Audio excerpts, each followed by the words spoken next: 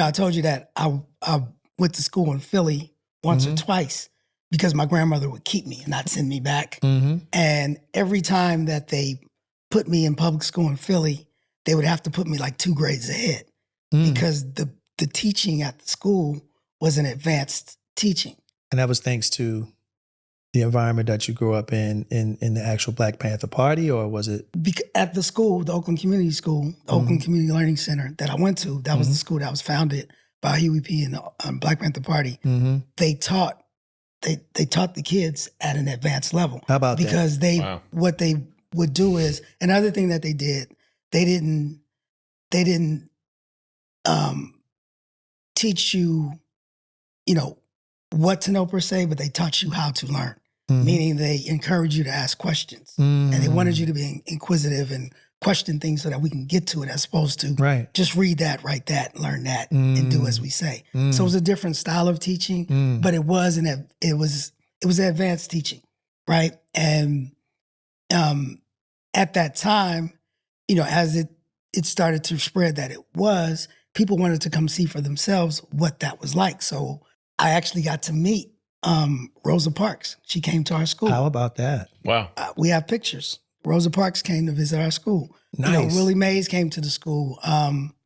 What's his name? The author. Is it? I always get him mixed up. Alex B. Haley? Not James Baldwin. James. Wow, would have been nice. I love James Baldwin. Was it? It was Alex Haley? No, it wasn't Alex Haley. No, it might have been James Baldwin. It was one of them. Okay. But he came to the school and we would have plays and things like that. And Stevie Wonder sent his choreographers to the school to teach us. So it was, we got to experience that. It was like early 80s, give or take? Mid and late 70s. Okay. Because the school closed its doors in 82.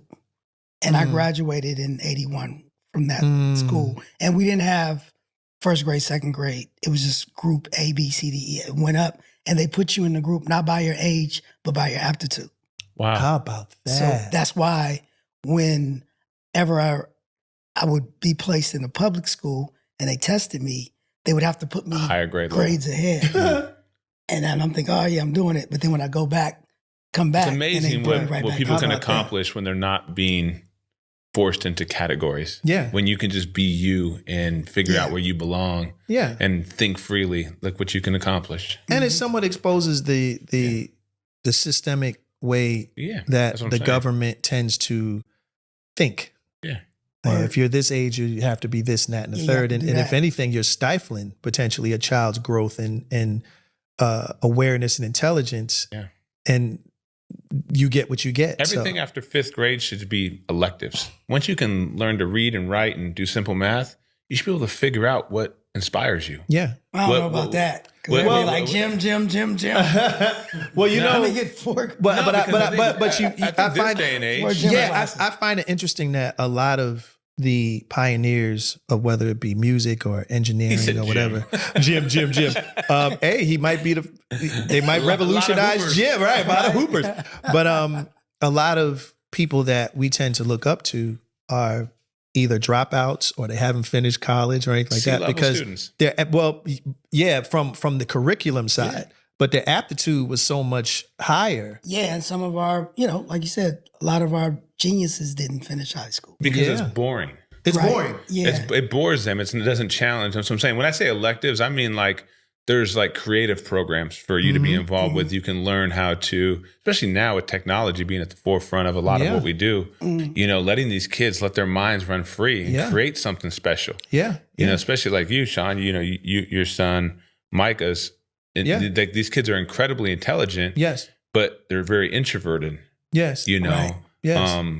So you have kids like Micah who can't go to a traditional system because it doesn't benefit them. Yeah. My son has autism. So one of my sons. And he's very alert. He's active and he wants to do certain things. And the interesting thing about autistic people is that once they lock into something, they perfect it. Yeah. Super lock into it. Better than us typical people. Yeah. Like they obsess over certain things, like, and they're perfectionists. And absolutely. I have a cousin that when he, he's grown now, but I remember when we were younger and he was a kid, It was back in Philly. Mm-hmm. He's like 3 or 4. He could tell you every coach of every team in every state. Yeah. Like They're obsessive. Like, yeah, they just like, they overly. My they son just go in. my son was saying the ABCs backwards at 3.